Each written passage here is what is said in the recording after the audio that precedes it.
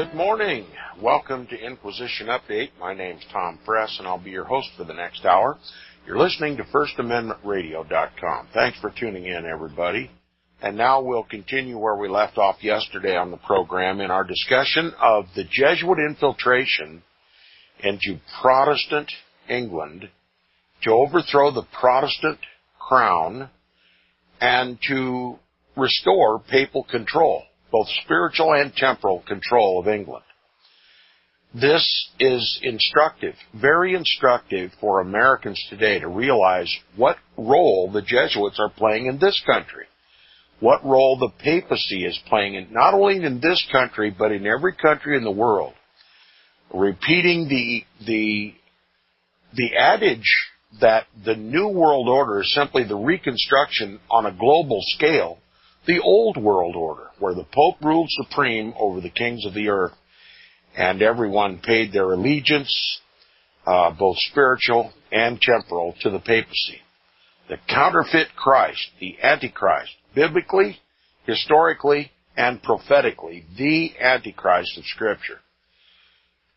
Now, we're talking specifically about the reign of Queen Elizabeth. Now, Queen Elizabeth was the sister and successor of Bloody Mary.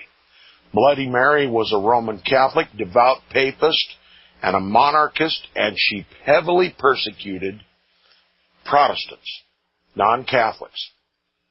It was a bloody reign. If typical of Roman Catholic rule, blood soaked the earth. And Elizabeth, her successor and sister, was nominally Protestant. And she wanted peace. She wanted the bloodshed to cease, and she wanted peace between Protestants and Catholics. And she did her best to arrest the persecution of Protestants and also to give at least some comfort to Catholics.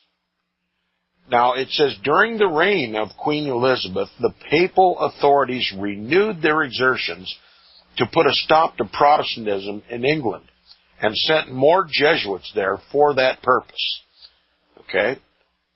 The Jesuits are always sent in where Protestantism is the prevailing religion. Elizabeth represented Protestantism as the queen of the country. So this called for more Jesuit activity in England. Here's a quote. It says, "These satellites of the Pope," regarding the Jesuits, "these satellites of the Pope," says the historian, "entered the country under fictitious names, and as stealthily as nocturnal robbers, mendacious in every word they uttered, and exciting the people to rebellion against the quote-unquote impious queen." Now, what made Queen Elizabeth impious in the eyes of the Jesuits? She was Protestant. She rejected the authority, the pretended authority of the papacy. Now, it says the vigilance of Queen Elizabeth, however, was of such a character that she was not easily taken by surprise, and their plottings against her, the Jesuit plottings against her, became less effective than they and the Pope had anticipated. Accordingly, other Jesuits were sent to Scotland to encourage Queen Mary and to hold her steadfast in the Roman Catholic faith.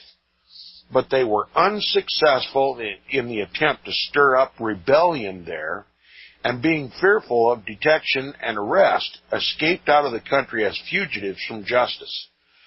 So they want to take this Protestant Queen Elizabeth, off the throne and replace her with one sympathetic to the Pope.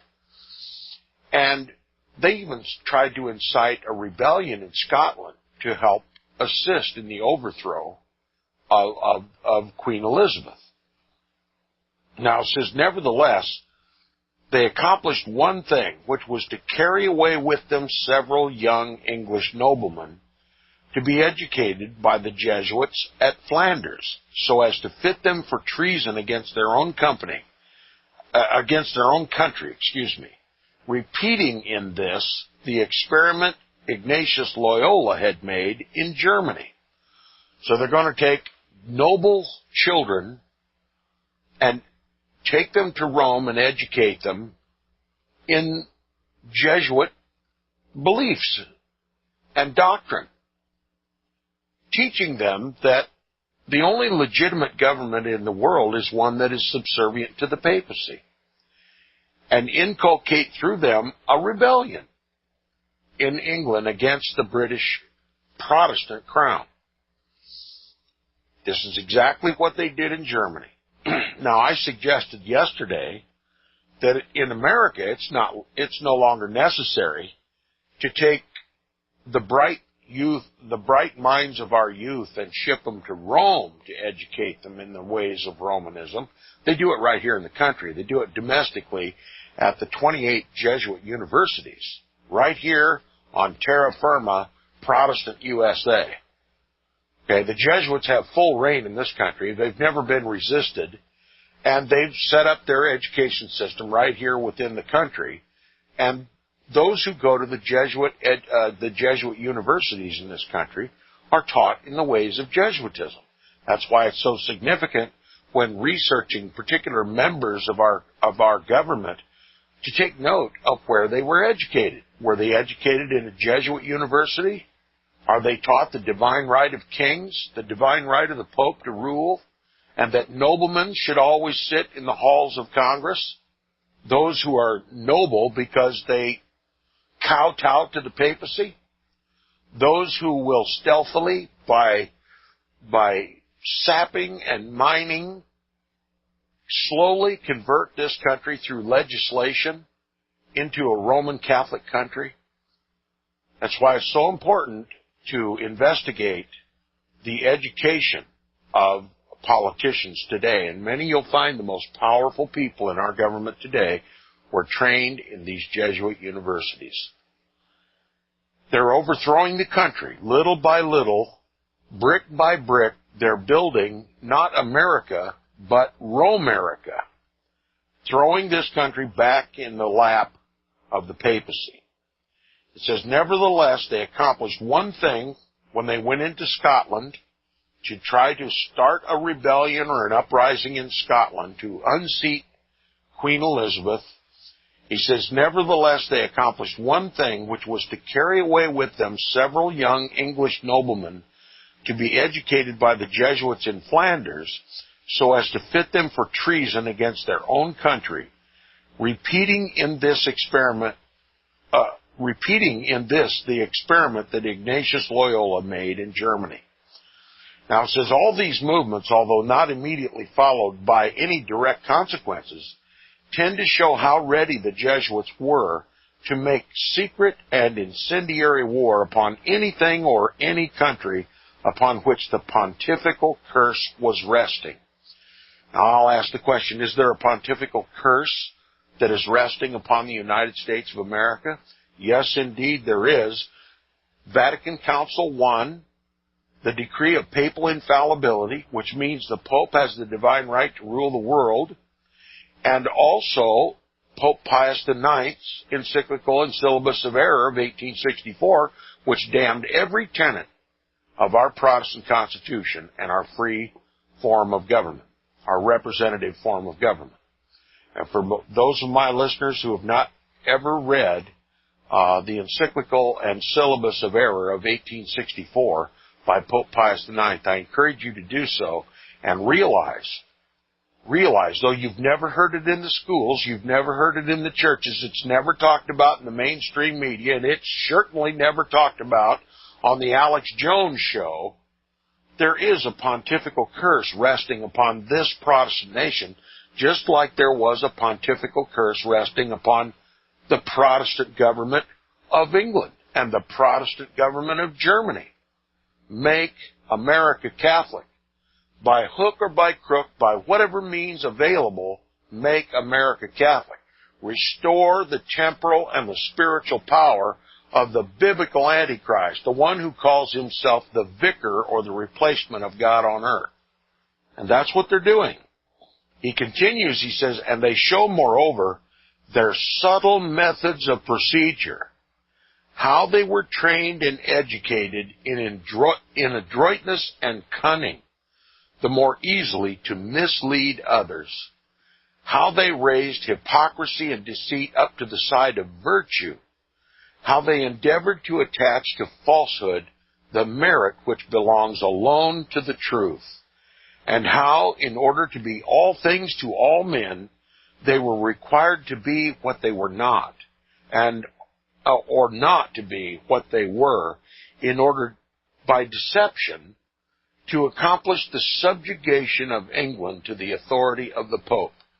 So they infiltrated the country under fictitious names, under disguises, told every lie necessary and expedient to enter the country and to incite an internal domestic rebellion against the legitimate Protestant government of England. Now let's just say perhaps the Jesuits, which didn't have to infiltrate this country, they live here. This is their base of operations in the world, the United States of America, a Protestant nation. As unlikely as that is, it's true. And they have freedom throughout the government. Nobody reviles a Jesuit in the government. Jesuits are the advisors of our government. And let's just say that in order to maintain control of the White House, they establish an organization that has the duty of vetting every candidate for President of the United States. Of course, to make sure that the electoral process in the country is morally correct, right? So they establish an organization in this country, we'll just call it the Council on Foreign Relations, that has the responsibility of vetting every candidate for President of the United States, to make sure that they serve the Jesuits in this country when they gain office. Whether they be Democrat or Republican, they make sure that every candidate, before he is even named as a candidate for this country, he's been thoroughly vetted, and that he has acquiesced to the authority that governs the world, the papacy, and to secure peace for the United States, guarantee that they will serve the papacy in their presidency as clandestinely as they possibly can. Do you think that's outrageous? Well, that's the extent to which the Jesuits went in England and in Germany. They educated noblemen in the way of rebellion and treason so that they would convert their Protestant governments to Roman Catholic governments. And of course that becomes a lot easier if the papacy has control of the organizations that vet every candidate for high office in our government today. That's exactly the case. And the Americans are never told this. In actual fact, when we go to the polls to elect a president of the United States, we get to pick between two papal picks. One's a Democrat, the other's a Republican, but they've all been vetted by the Pope's Council on Foreign Relations.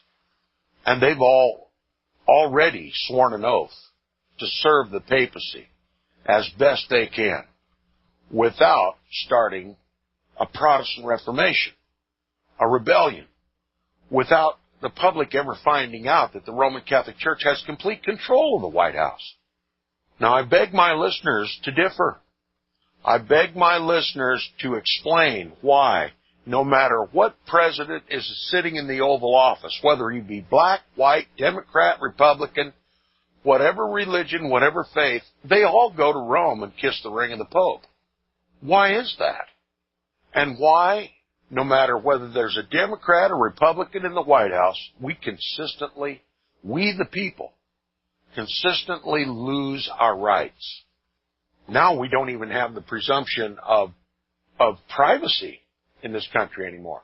Every keystroke we make on our computer is recorded by our government. It's just like going to confession. Every time you turn on your computer and you wait for Windows to load and you open up a browser and start surfing the internet, studying the Jesuit, Vatican-led New World Order, the NSA, the CIA, the FBI, somebody is tracking every move you make on the computer. And when you dial up on Skype and you start your Inquisition update program every morning, somebody's monitoring and recording the heretical Protestant views of the host. Is that a Protestant country or is it a Catholic country?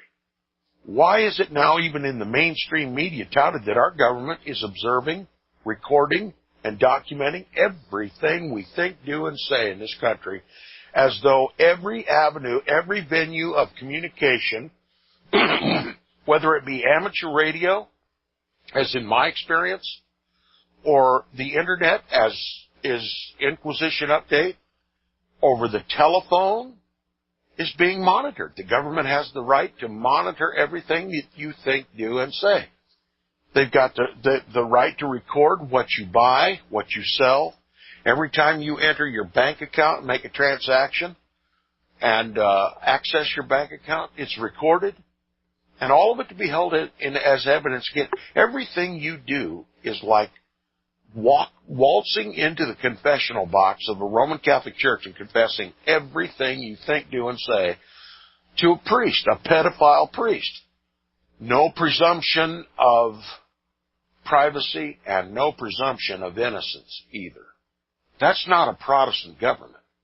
And everything that I've just stated runs counter to the Protestant Bill of Rights and our Protestant Constitution and Protestant institutions. And R.W. Thompson's warning us right now about all of it. And the farther we get in this book, the more and more and more you're going to realize that R.W. Thompson had it pegged. He knew exactly what was going to happen in this country because he knew exactly what happened in England, exactly what happened in Germany, France, Spain, Portugal, and every other nation on the planet where the Jesuits had access. This is happening right before our very eyes. He says the Jesuits endeavored to become the educators of English youth as they had those of Germany. Rule number 1, get control of education. The Jesuits come into this country, well, they came with the Pilgrims, as a matter of fact, on the Ark and the Dove. Jesuit priests came to this country, and they got control of education. That was job number 1 for the Jesuits in this country, just like it was in England and Germany. Get control of education. And it says they understood and have not yet forgotten the value of this. The Pope, therefore, established an English college at Rome to educate young Englishmen for the traitorous purpose of destroying English institutions. You might read that to be Protestant institutions. After all, England was Protestant. So they take little English children, send them to Rome, educate them with Jesuitical education, send them back to England to overthrow Protestant institutions.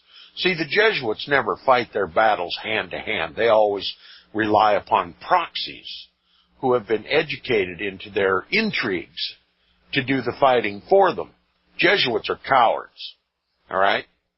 They send other people.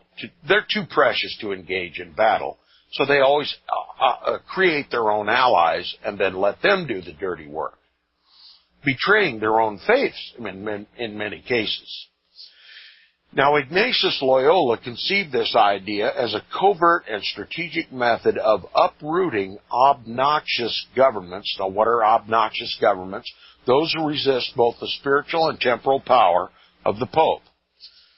So he developed these covert and strategic methods of uprooting Protestant governments, and the Pope accepted it as an effective plan of conspiracy. You know, here's another conspiracy theory on Inquisition Update that is so well documented in history that it can't be refuted, but they'll continue to call it a conspiracy theory because that's what they want everybody to believe, that Inquisition Update's just wacko. Yet another book being read on Inquisition Update talking about the same conspiracy between the papacy and the Jesuits and the governments of the world to overthrow Protestantism. Now, it says this college became a hotbed of treason, just as every Jesuit university is a hotbed of treason. The young men were doubtless instructed that the gates of heaven would be open to them in no other way, and that country and patriotism were unmeaning phrases of no significance when weighed in the scale against the interests of the papacy and the Jesuits. None have better understood than they that, quote, he who guides the youth directs the destinies of man, unquote. He who guides the youth, he who educates the youth, directs the destinies of man. Do you know that that tenet is even repeated in the Bible? Raise up a child in the way he should go, and when he is old, he will not depart from it. The Jesuits use the Scriptures against God Almighty. That's why it is the Antichrist church. They raise up the children in the ways of Jesuitism, in the ways of Antichrist, so that when they are old, they will not depart from it. It's the counterfeit of the true. Now, the young Englishmen educated at this college in Rome to hate their country and its sovereign, the Queen Elizabeth, a Protestant, reached the highest round in the ladder of collegiate culture when they were brought to realize this as the central feature of religious faith. It takes a peculiar training to pluck out entirely from the mind all the tender and holy memories of home and country, of family and friends, and no others in the world except Jesuits have ever undertaken it. They boast of this as one of the prominent principles of their system and the distinguishing merit of their society. What is it that so distinguishes the Jesuits and their education? It can turn a red-blooded American patriot, a Protestant, a Bible-believing, God-loving Christian, into a treasonous traitor against not only Protestantism, but our Protestant form of government. That's the boast of the Jesuit order. And they seek to corrupt Protestants as well as Catholics, and to use both to impose against our will and against our knowledge Roman Catholic canon law, the temporal and the spiritual authority of the Pope. Now it says, by means of it they succeeded well at Rome and sent back to England a swarm of conspirators charged with the special duty of winning a conquest over the government, plucking Protestantism up by the roots, and reestablishing the papal scepter, which King Henry VIII, in pursuit of his illicit amours, had broken. King Henry VIII had broken the temporal and spiritual bondage of the papacy over England, even though he was Catholic. And now the Jesuits are overturning and putting England back under papal authority. This has great consequence for the United States of America, and we'll continue with the reading of the book Footprints of the Jesuits by R.W. Thompson when we get back from the break. You're listening to Inquisition Update on FirstAmendmentRadio.com. We'll be right back.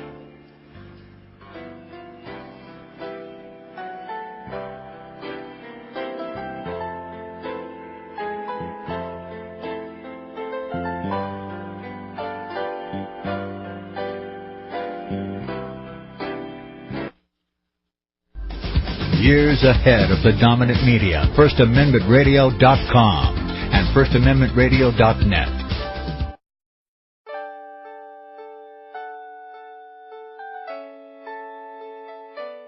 The program you are listening to is 100% sponsored by you, the listener, on this First Amendment Rights Media channel. You will notice that there are few commercials on this radio network. There's a good reason for that. Corporate advertising dollars come with strings that limit program content. So without your help, these programs cannot continue on Internet or our several affiliates. If you benefit by the educational law programs, we ask you to give. If you are admonished or nurtured by the Bible and ministry programs, we ask you to give. If some voice a cause that you are passionate about, we ask you to give. If you believe in any of these, we ask you to support them as you would a missionary on a continual basis, as if giving a tithe for missionary radio. These programs are not commercially viable and must be supported by those faithful to the cause of truth. Look for the button to sponsor your favorite programs at our Listen and Schedule pages on the Internet. Then, when you subscribe, we will send you the last quarterly MP3 CD of that program immediately, and continue to do so with each new quarter. We will also give you unlimited archive access to all of our programs. We're asking you to give much less than a tithe, so that you may also send support directly to a particular program host, cause, and anywhere else the Spirit may lead you. Do all to the glory of our God and Creator, for His holy nation, the only kingdom that will last forever. Thank you for listening.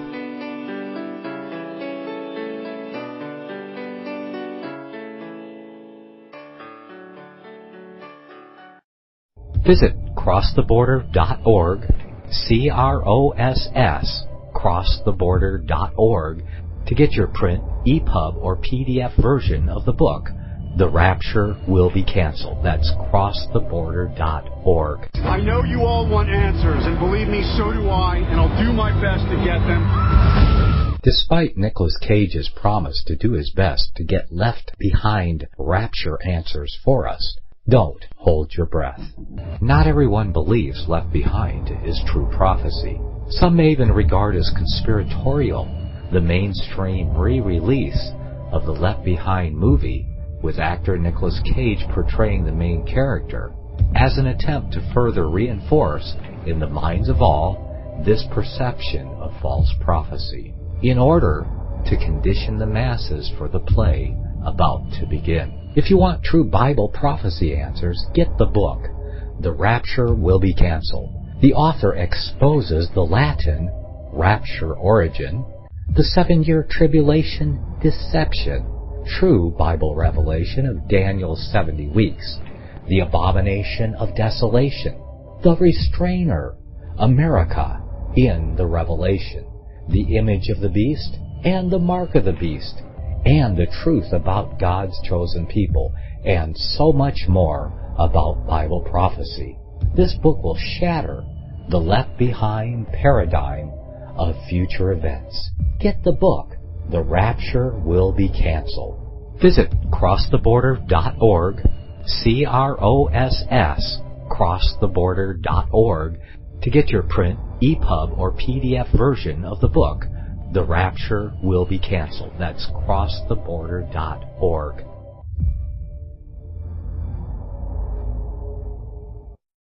In Iowa.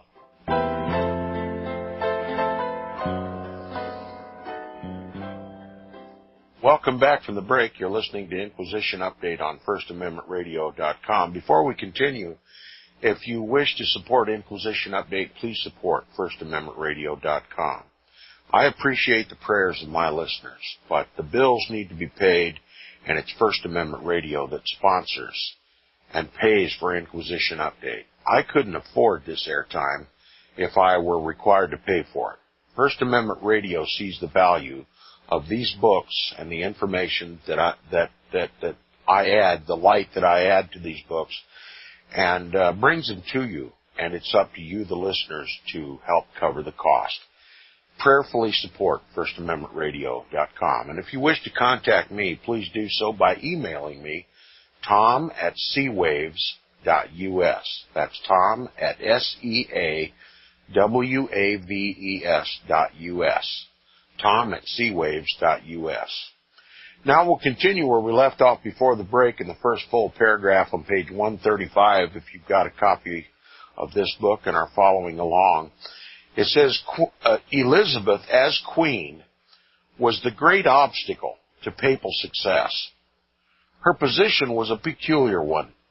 At the beginning of her reign, she had been tolerant towards her Roman Catholic subjects, and they were permitted to enjoy their religion and mode of worship without interference, notwithstanding the severities practiced toward the Protestants during the preceding reign of her sister, Bloody Mary.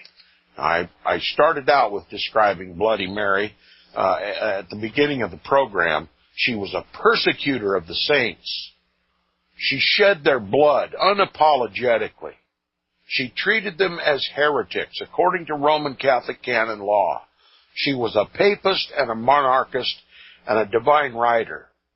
Elizabeth, though she were divine right, she was not a papist. She had sympathy for the Protestant cause, and she wanted the bloodshed to stop, and she tried to undo the damage that was wrought by her sister Bloody Mary toward Protestants. And in all fairness, she tried her best to reconcile Catholics and Protestants in England. Now it says all historians agree, and the Roman Catholic Lingard is candid enough to admit that she retained in her royal council 11 of those who had served under Mary and appointed only 8 of her own selection, an extraordinary instance of impartiality and conservatism. She left some of Bloody Mary's cabinet in place. This is her attempt to reconcile Protestants and Catholics, to put the past behind them, and to get on about the business of running England in peace without this religious strife that the Jesuits fomented. Now, she preferred the Reformed religion, in other words, Protestantism, but contrived, says Lingard, quote, to balance the hopes and fears of the two parties, in other words, Protestants and Catholics. She wanted to balance the hopes and the fears of both, which she must have done for an honest purpose, to see that justice should be shown to both, and that religious strife and discord should cease. Her want of success in this most desirable object can be attributed to no other cause than the machinations of the Jesuits. For whatsoever may be thought of the fierce and angry controversy which followed, the evidence is conclusive that they were the main reliance of the Pope in the subsequent inauguration and prosecution of civil war in England. That's right, despite Elizabeth's determined effort to put down religious hostilities between Catholics and Protestants and conciliate the two parties, and to get on about a peaceful existence in England under her Protestant reign, acknowledging even Roman Catholics in her government, the Jesuits fomented a civil war in England. They simply wouldn't have peace and unity between Protestants and Catholics. They wanted the Pope to be on the throne of England. They wanted Roman Catholics to defend the papacy and to exterminate and extirpate and annihilate the Protestants. At no other time is the papacy happy and successful in the world but when the Protestant Reformation is destroyed. And their militia set up for that very purpose is the Jesuit order, and they were determined to take over England. And when peace began to reign under the crown of a Protestant Queen Elizabeth, they fomented a civil war. That's the length to which the Jesuits will go. Peace is not their goal if the Pope is not sitting on the throne. Only peace after the opposition has been annihilated. It's our way or the highway. That's the history of Roman Catholicism and Jesuitism and the Counter-Reformation. Now he says, if it had not been for their special avocation to enter into plots and conspiracies against all governments and all peoples who rejected the absolute rule of the Pope in doctrine and in morals, and if they had not actively engaged in that work during the reign of Queen Elizabeth, the memory of Mary's bloody and persecuting reign might, in a large degree, have been blotted out. And this impartial policy of Elizabeth might have induced the Christians of different religious faiths to live in peace and mutual toleration as they did in Germany before that country was blighted by the curse of Jesuitism. But taught by the Jesuits not to submit to equality merely, but to demand absolute and unqualified superiority and dominion by the entire suppression of Protestantism, the English Roman Catholics were encouraged to form leagues and combinations and conspiracies against the Queen, Protestantism, and the government. Not content to just merely be happy side by side with Protestants. No, they are led to form leagues like the Catholic League, combinations and conspiracies like Freemasonry to overthrow Protestantism and the government if necessary, even if it means having to incite a civil war. And I believe that's what they're doing. I believe that's what they're trying to do. At last resort, if they have to, they have already set the motion in order to start a civil war in this country. They've so divided this country by every means of division there could possibly be. Racial, economic, political, religious, every kind of division. And steadily chewing away at the rights and sovereignty and privacy and economics and every other vital aspect of our lives to incite the people to rage. And they're going to use that rage for their benefit. They want to foment a civil war in this country. And I'm a frequent listener and participant on amateur radio, and I hear American amateur radio operators talking about buying guns and ammunition and going to the range and practicing. There's going to be a rebellion and overthrow. There's going to be some real problems in this country if Washington doesn't straighten up its ways. They know there's a civil war coming, and they're preparing for it. But I'm here to tell you, they'll never see the enemy. All they're going to do is walk out their front door and shoot anything that moves. Let me tell you, God does not destroy the righteous with the wicked. But the Jesuits do. And if they have to use Americans to kill other Americans, that's what they'll resort to. And that's exactly what America is preparing itself to do. Why? Because they don't know who the enemy is. There's not enough Inquisition updates on the mainstream media, the alternative media, in the churches or the government or any other. There's just not enough voice of truth describing who the enemy is. And so we're ready to lash out and strike out at just anything and anybody. And that's exactly what the Pope wants to happen. If we can't make America Catholic, if we can't put the Pope on the throne of the United States of America, then destroy America.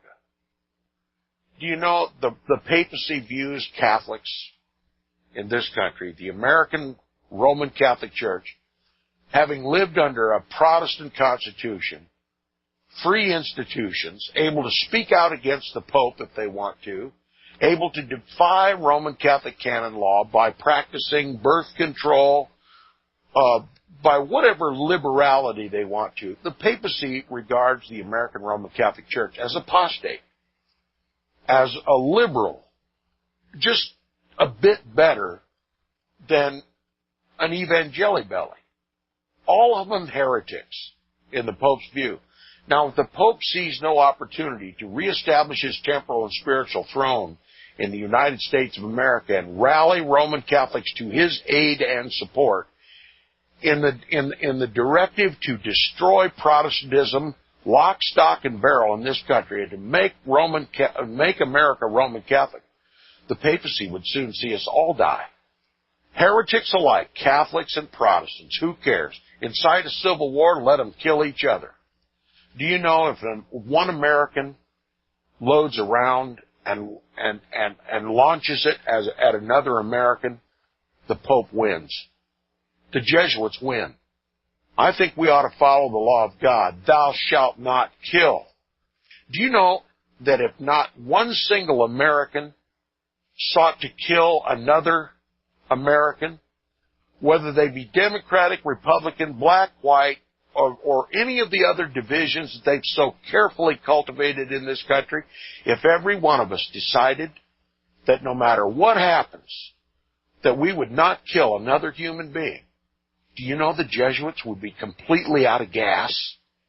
Nothing they said, nothing they did would have any consequence, because the end that they desire is bloodshed. They can't promote the papacy in this country without bloodshed. And so we just put away all of our differences and identified who the enemy really is and defy their directive and literally not kill one single human being, they would completely be useless in this country. But you know, when all else fails, you know what the Jesuits intend to do? They intend to use our military against us.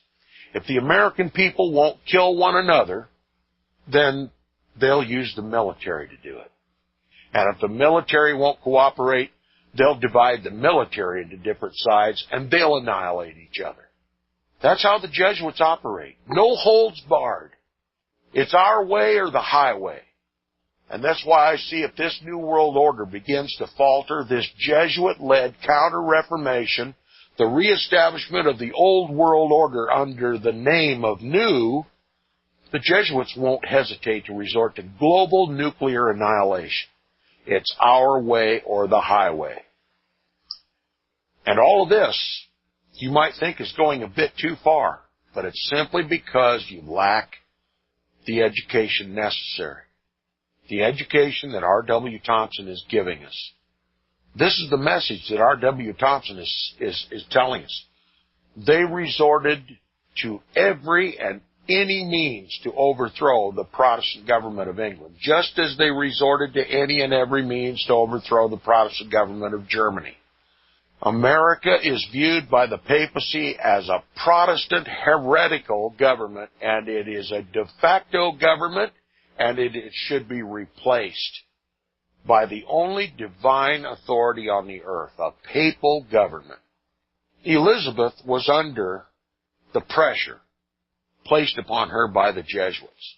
The people of England were under the pressure of the injunction of the Jesuits to overthrow the British crown, even to the point of inciting a civil war to get it done. And they didn't foment just one civil war. They fomented 3 civil wars in England. Now it says, under these circumstances, Elizabeth could not have remained unresisting if she had desired. To have done so would have been a treasonable abandonment of the country of which she was the legitimate sovereign. Not only was she assailed in all her rights as queen, but the Pope, adopting the views and opinions of the Jesuits, impudently attempted to justify resistance to her authority upon the ground that she was an illegitimate daughter of Henry VIII and Anne Boleyn, and therefore had no just right to exact obedience to her authority. That's right, the papacy called Elizabeth a bastard, and she had no divine right to rule England. Besides that, she wasn't a papist. Now that's how they fomented civil war, by calling Elizabeth a bastard, an illegitimate child of the sexual amours of King Henry VIII and Anne Boleyn, his second wife. Now, he said he went further than this and claimed jurisdiction over her conscience by commanding her to accept, quote, the communion of the Roman Catholic Church. In other words, to become Roman Catholic and to sit for the Mass, to participate in the Mass, which, with queenly dignity, Elizabeth refused. She would not become Roman Catholic, nor would she participate in the communion with the Roman Catholic Church. The Pope required her to send ambassadors to the Council of Trent, the Counter-Reformation Council of Trent, the Jesuit-led Counter-Reformation Council of Trent. The Pope of Rome demands that Queen Elizabeth send diplomatic ambassadors to the Council of Trent to represent England in a Vatican council. She wouldn't do that either. Now, when she imprisoned Mary, Queen of Scots, he usurped jurisdiction over the case, although Mary was an English subject and undertook to procure her release, for the reason only that she preferred the Roman to the Roman Catholic Church, or the Romanist religion, to Protestantism. So Queen Elizabeth, exercising her rightful, duly appointed authority to arrest Mary, Queen of Scots, one of her subjects, the Pope interjected himself and said, she's Roman Catholic, she's mine, and you have no jurisdiction over her. You're just a bastard. You occupy the British crown illegitimately. The papacy just simply overthrew the government by decree. Simple as that. Wave his magic hand in the air and overthrow the British crown. Now, he sought the aid even of the kings of France and Spain to make war upon England. That's foreign invasion. The Pope intended to use a foreign invasion of England to overthrow her if necessary. It says he sought the aid of the kings of France and Spain to make war upon England in the name of religion, that is, in the name of Roman Catholicism, to release Mary, to dethrone Elizabeth, and seize upon her crown. Failing in all these things and being baffled by Elizabeth, he caused a prosecution to be instituted at Rome to try, quote, in the papal court, unquote, her title to the crown, a sham and a farce as ineffective as it was ridiculous and discreditable. That's right. The Pope in Rome instituted a court to take seat and to judge Queen Elizabeth a heretic, a bastard, and to dethrone her in absentia, in her absence. It was great theater. That's how ridiculous and discreditable the papacy is. Now it says, it is difficult to imagine a more presumptuous and impotent proceeding, but it is instructive to show us the pretensions of the popes of that period. And trust me, that period extends even to today. It's not a relic of history in a much dimmer light, but it exists today. The papacy has never changed. Now it says, in the papal indictment, Elizabeth was accused, among other things, of rejecting the ancient and supporting the new worship. Okay? The ancient being the Roman Catholic. According to the Roman Catholic Church, it's the first and the oldest Christian church in the world, which in fact it's not. And she supported the new worship. You know, something new, something recent on the scene, like Protestantism. Well, that's not true either, because Protestantism preceded Roman Catholicism, because Protestantism is just the reestablishment of the Oriental Apostolic Christianity, where Christ and Christ alone is the king. You see, the new kid on the block is Roman Catholicism that says the Pope is the voice of God on earth. That was never the belief of the Apostolic Church, and it still is not the belief of the Apostolic Church. Nonetheless, in this papal indictment of Queen Elizabeth, as accused, among other things, of rejecting the ancient and supporting the new worship, of having, quote, received the sacrament after the manner of heretics, in other words, she received the communion where the little piece of bread is representative of Christ, but it is not Christ to be worshipped. After all, the bread is a man-made thing. God has forbidden man to worship the creation. And so she participated in communion, as Protestants always viewed it. It was a memorial. The bread was not Jesus to be bowed down to and worshipped. It was, as it was instituted by Christ alone, a memorial. Do this in remembrance of me. That's how she practiced communion. She would have nothing to do with the Mass. That's idolatry. It's blasphemy. It's against Holy Writ. It's against the law of God. It's against His commandments. It's against the faith of Christianity. It's Antichrist. she would have nothing to do with the Mass. And having, quote, chosen known heretics for lords of her council. In other words, she appointed non-Roman Catholics, 8 of them. The rest of the Roman Catholics were left in place. She didn't overthrow their positions in the government. She left the Roman Catholics to have representation in the government. She only seated 8 representatives in the government that were Protestants of her own choosing. She tried to achieve balance, considering the rights of all English people. But the Pope condemned her for this. If the Pope's in control, then you must have all Roman Catholics on the Supreme Court, not just 6. You see what's taking place?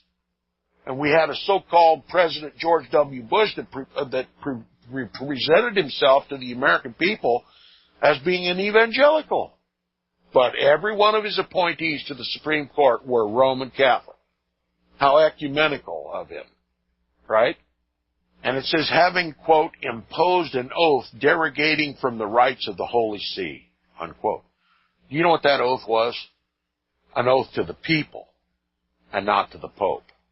The coronation oath of the English crown puts the rights in the people and not the Pope. Puts Christ on the throne and not the Pope. The British crown is to serve Christ, not the Pope. It's a Protestant nation, just like the United States of America. But the Jesuits won't tolerate that. Now, on all these issues, they indicted Queen Elizabeth. They indicted her because she was Protestant. She was Protestant. And being unable, even after all the machinations of the Jesuits and the domestic Roman Catholics in the country, with the intended help of Scotland and of France and Spain, Mary continued on the throne, a Protestant, by God's help alone.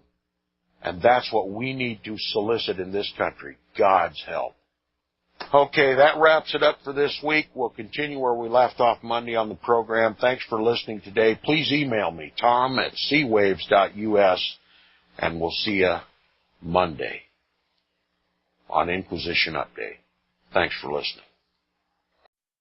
Visit crosstheborder.org, CROSS, crosstheborder.org, to get your print, EPUB, or PDF version of the book, The Rapture Will Be Canceled. That's crosstheborder.org. I know you all want answers, and believe me, so do I, and I'll do my best to get them. Despite Nicolas Cage's promise to do his best to get left behind rapture answers for us, don't hold your breath.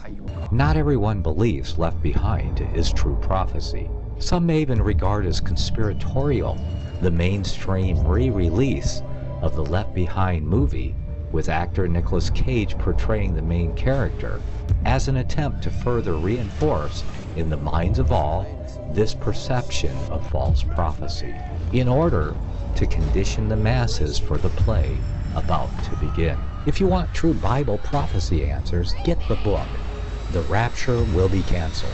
The author exposes the Latin rapture origin, the 7-year tribulation deception, true Bible revelation of Daniel's 70 weeks, the abomination of desolation, the restrainer, America in the Revelation, the image of the beast and the mark of the beast, and the truth about God's chosen people, and so much more about Bible prophecy.